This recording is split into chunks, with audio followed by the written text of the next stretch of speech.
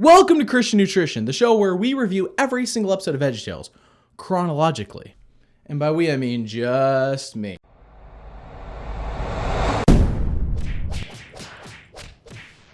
Welcome to the first episode not animated by Big Idea. That's right, we are reviewing A Snoodle's Tale. This is really the first episode of the second generation of VeggieTales. I have split VeggieTales up into 3 generations. The first generation being Where's God When I'm Scared to An Easter Carol, where it was completely done by a Big Idea. The second generation to be A Snoodle's Tale to Beauty and the Beat.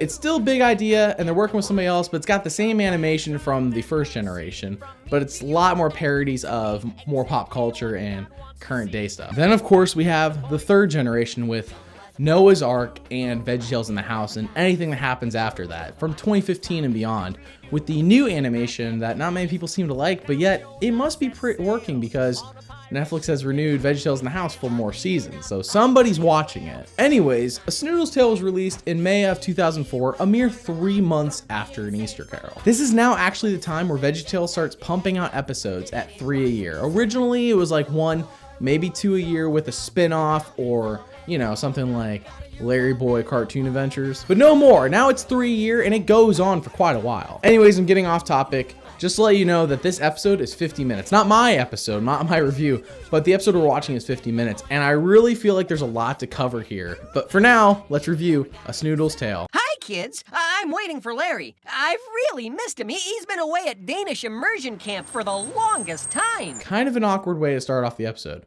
However, I'm impressed to see that Danish immersion camp wasn't just a throwaway joke from Little Joe. They're actually going through with it. Is that it? Is what it? Is anybody else gonna say surprise? Does Larry not see there's no one else up on the countertop? By the way, where are all these veggies going when they're not participating in the stories? I mean, I know they're imagining the story, so they're not actually going to Nineveh, and they're not actually going to Jerusalem. I get that. But where are they when they're not on screen, when Bob and Larry are on the countertop? I think I actually have the answer to this lifelong question, and it's all represented in one visual. There is a wondrous place not far away. It's a land inside a big old house where veggies work and play. Broccoli, VeggieTales, celery, VeggieTales, gotta be in the house. VeggieTales in the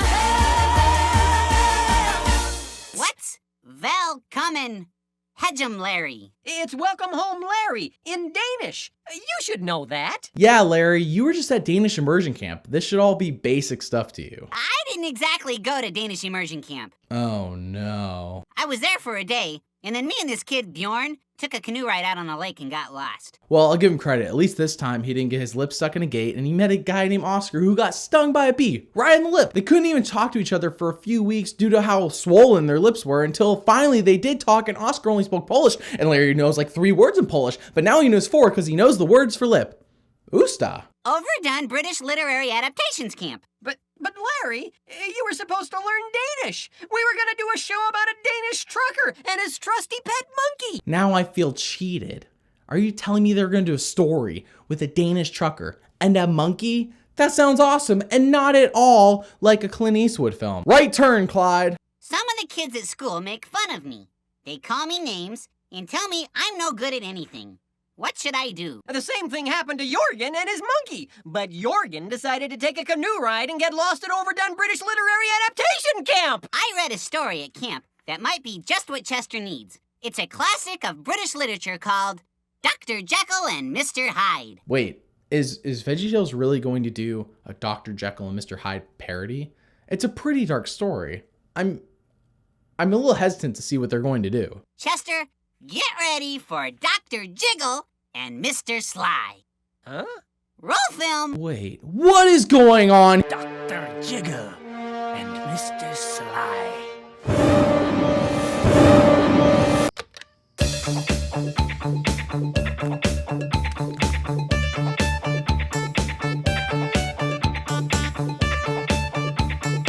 It's that creature in the alley. There's something wrong with his appearance. Namely that he looks like he's from the 1970s when clearly the story is taking place in the mid to late 1800s. And what's this? The monster is afoot in Dr. Jiggle's house. Oh no, it is about to get Saturday Night Fever up in Dr. Jiggle's house. Staying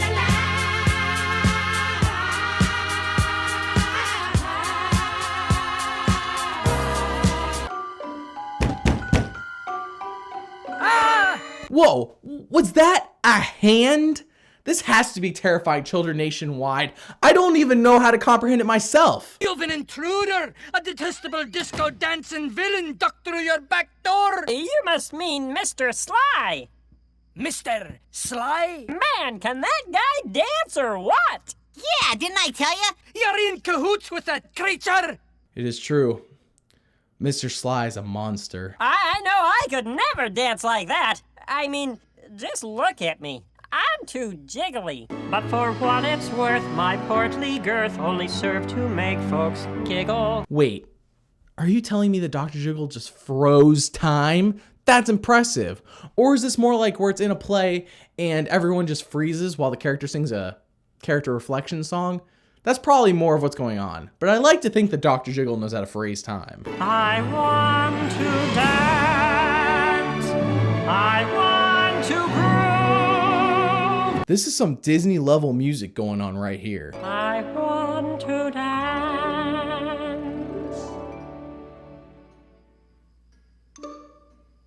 What was I saying? Mwah! They pulled that off beautifully. Mwah! After that epic song, Dr. Jiggle assures them that Mr. Sly is a great guy and that they would really like him.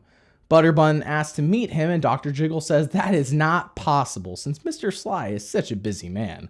Butterbun then tells Larry how he is going to catch Mr. Sly by being Mr. Sneak.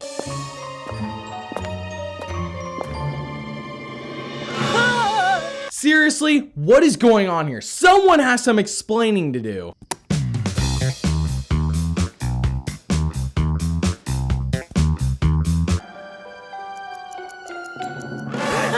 I'm gonna have a heart attack! Where are these human limbs coming from? Dr. Jiggle! Oh, good evening, gentlemen. Dr. Jiggle! Oh no! Looking for some hot stuff, baby, this evening. I need some hot stuff, baby. All right, you flashy fiend. Never turn off a man's music. That's how people die.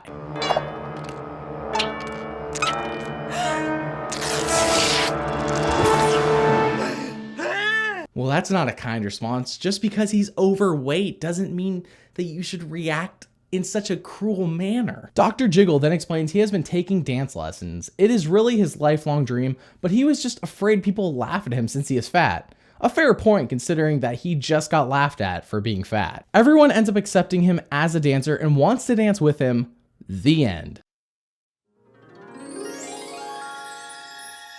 Wait, are they not going to say, and now it's time for Silly Songs with Larry, the part of the show where Larry comes out and sings a silly song? I like your car. I like yours too. Is it a Jeep? A Subaru. Did they get paid to advertise those two companies? Oh, you and me in our sport utility vehicles, cruising to 7-Eleven for a bag of Frito-Lay. To me, this is really the most phoned in silly song that has happened yet. And I usually like the silly songs, as you've seen with all the previous episodes. So it's rare for me to not like one. It's not that this silly song is bad necessarily, it's just phoned in. It feels rushed, feels uninspired. It feels like they just had to make a silly song and this is what they came up with. And now, a Snoodle's tale. That was abrupt. Are we not going to comment on the 20 minutes of show that has happened thus far? Far, far away in the land of galoots, where the bigglebag trees bear their bigglebag fruits. VeggieTales has gone full Dr. Seuss on us, and I'm not sure that's a good thing. That Sam I am, that Sam I am. I do not like that Sam I am. Welcome to Snoodleburg, home of the Snoodles.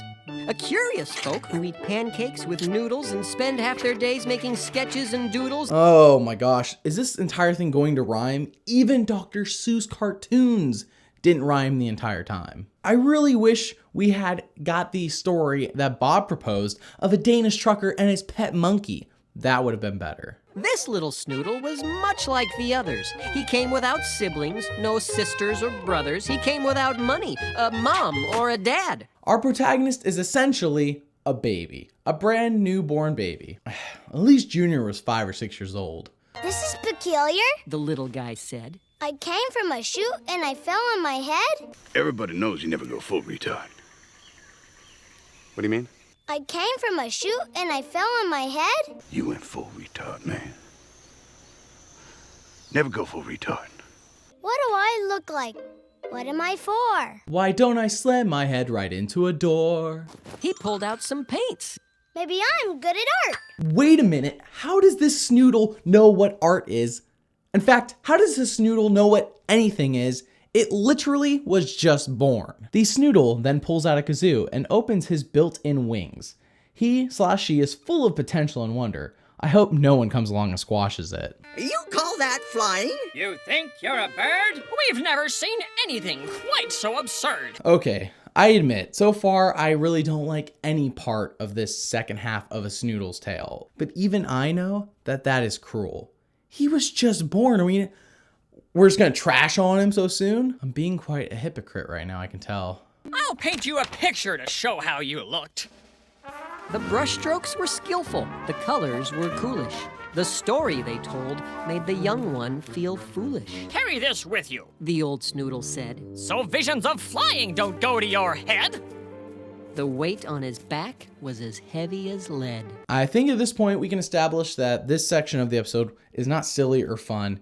In fact, it's kind of depressing, and it's also a bit of a bore to watch. We then find out that the Snoodle baby lacks any artistic talent and also can't balance when sitting. Expected, I mean. He/she was just born. This weighs the Snoodle down, and when it sees some birds flying by, it decides, yeah, that's where I'm going now. So painfully, struggling under his pack, the small Snoodle inched up the big mountain's back. I would say this is artistic, but at this point, I'm actually going to say this is some lazy animation right here. He thought it so loudly, he heard his thoughts talk. Hello. Said his thoughts. You've made quite a climb. Up until this point, a Snoodle's tale has been lacking wit, charm, fun, silliness, and has actually been a chore to watch. But in my mind, this is where the entire episode jumps the shark. Then he turned and he noticed he wasn't alone, for a man stood behind, near a cave in the stone. Where's this man at? Did he open the door himself, or did the door open itself? He looked like a Snoodle, though quite a bit bigger. Maybe a giant. The small Snoodle figured. Well, gee whiz, I sure hope we get to see this giant Snoodle. We never get to see this giant Snoodle. Now, I've watched this episode multiple times to try to figure out what is so wrong about this part. And I've realized that obviously the giant Snoodle is God. They make that apparent later in the episode. It's not even a question if you didn't already catch on. So it makes sense that we don't see God. But why can the Snoodle see God? If we go into the Bible and look at Exodus, we see that literally nobody can look at God and live. So this is confusing. Is the giant Snoodle God or is it Jesus? Because if it's Jesus, we should be able to see him. But if it's God, then we can't see him, which makes sense. But how can the Snoodle see God? This is a huge inconsistency, and it no longer is just VeggieTales being inconsistent. Now it's VeggieTales being inconsistent with the Bible.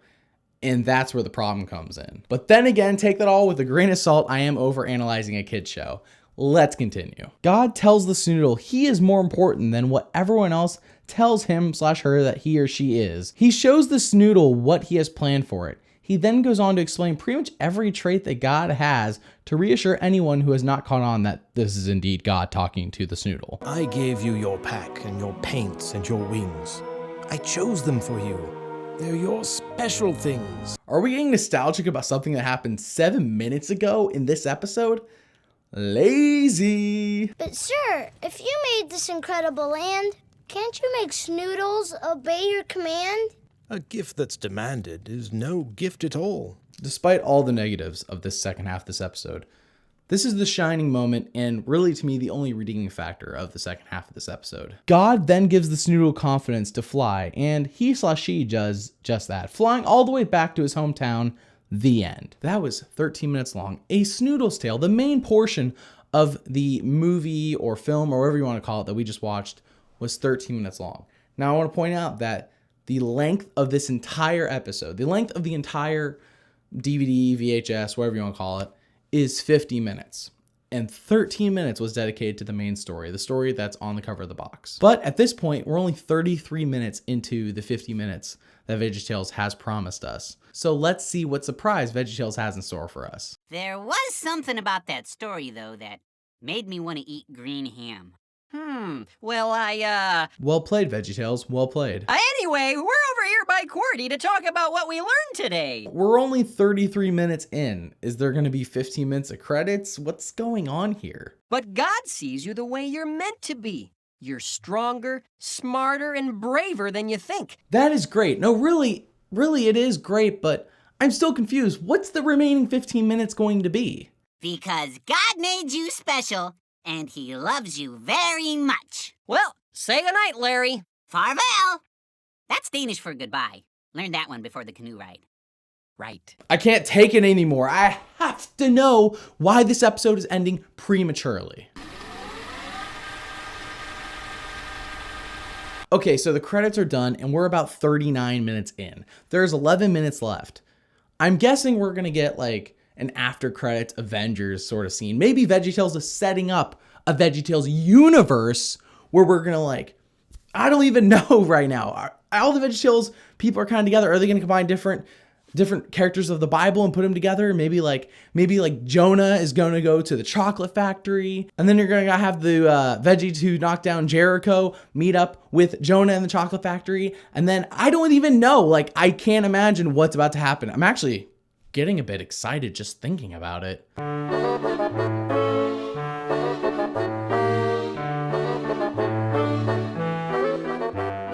Kids, and welcome to VeggieTales. I'm Bob the Tomato. And I'm Larry the Cucumber. No way. But yes, VeggieTales, honest to God, no BS, no playing around with you, threw Flibber-o-Loo into the end of a Snoodle's tale to extend the runtime by 11 minutes. Had they redone the animation and put it in here at the end of the episode as a bonus, that would have been nice. I would have given them a pass. However, they didn't do that. I am honestly dumbfounded. A Snoodle's tale has been quite lazy throughout this entire episode. However, this takes the cake. This is the new low for VeggieTales. At least with Esther or The Toy Save Christmas, two of my least favorite episodes thus far, they have redeeming factors. They have things about them that people can like and I can understand. And I'm not gonna like dislike somebody just for liking those episodes. However, there is no debating that A Snoodle's Tale is the laziest VeggieTales episode thus far, and it's not even close. I feel bad for anybody who bought a Snoodle's Tale DVD and thought to themselves, oh, 50 minutes, VeggieTales is really making these episodes longer. No, they threw a Flibber-o-Loo at the end to extend the runtime by 11 minutes to make you think that the episode is not 38, 39 minutes. No, the episode's 50 minutes, making you feel like the money you paid for this movie, because remember, these DVDs, when they first come out, are like $15, is worth it. They wanted you to think that $15 you spent wasn't on a 35-minute episode, which is what you really got, but a 50-minute episode. If you look at the back of the box with me, you can see that they even tried to lazily connect Flibber-o-Loo and A Snoodle's Tale together. Look right here. They probably thought, since both episodes rhyme, that they're connected, that makes them one and the same and that they should be together. Now, both episodes rhymed, both episodes had a good lesson, and that's about it. That doesn't mean they're part of the same universe. They don't even have the same characters. One's full of Snoodles, whatever that is, and the other one is full of VeggieTales, the regular characters we see in VeggieTales. I honestly can't recommend A Snoodle's Tale to anybody, and this is the only episode thus far that we have reviewed that I am telling you not to purchase. Do not buy A Snoodle's Tale. And I'm actually kind of mad that Dr. Jekyll and Mr. Sly was in this episode, because that was a good part of the episode. That is worth watching. The rest of it, garbage. Complete and utter garbage. Sorry guys about that. I'm really peeved about how lazy A Snoodle's Tale was. And I hope that we don't ever see it again. I really don't, because I really do like VeggieTales, as you have seen. It's one of my favorite shows. But let's wash the bad taste out of our mouth next time with Sumo of the Opera. And just by the cover, I haven't actually seen this episode before. Just by the cover, this looks promising. Now remember, God made you special, and he loves you very much. Bye.